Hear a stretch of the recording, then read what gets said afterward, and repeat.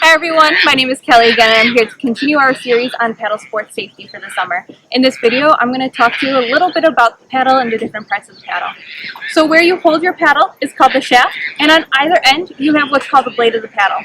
Right in the middle of your shaft here you have these things called drip rings. What these drip rings are meant to do is catch that water and drip it off of you so that you stay dry. However, what it actually does is catch that water, stream it right down the shaft and into your lap. So I do promise you will get a little bit wet while you're paddling, but it'll be nice cool off from that hot summer sun. What you can use these drip rings for though is your hand placement. So while you're paddling on the water, if you were to hold your paddle above your hand or above your head, your hands should be at a 90-degree angle. That's going to allow you to paddle more efficiently while you're in the water and conserve some energy. Now there's no right or wrong way to paddle, it's just a matter of efficiency, and you're going to be a lot happier getting off the water and a lot less pain if you paddle more efficiently. Back to those blades, you might have what are called asymmetrical blades. Asymmetrical blades would mean that the top of your blade is longer than the bottom of your blade. And while you're paddling, you want that longer part to be on the top. Having that longer part on the top is going to mean that your paddle is in the correct orientation. Another way to tell is if you have writing on your paddle.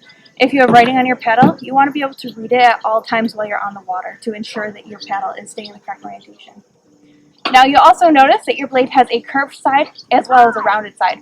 That curved side should stay facing you at all times on the water. Even when you're paddling backwards, you're never going to flip your paddle to be like this.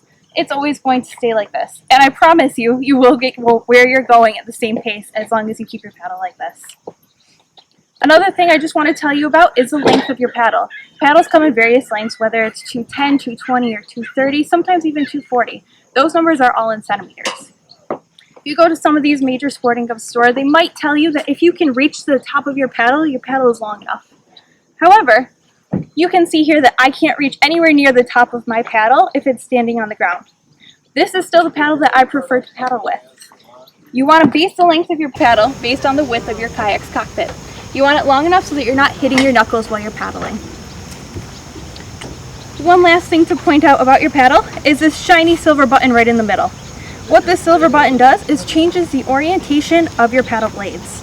So if you have that button in the middle, your blades are both going to be pointed up towards the sky. All that is you're paddling straight bladed. However, if you press that button and you twist your paddle, all of a sudden your blades are going to be offset, and that's called paddling feathered. All that does is change it so I don't have to twist my wrist as much. When you're first starting paddling, you want to paddle straight bladed as to not throw yourself off, and then once you get a little comfortable, you can play around on the water and paddle feathered if you like. Alright, thanks for watching.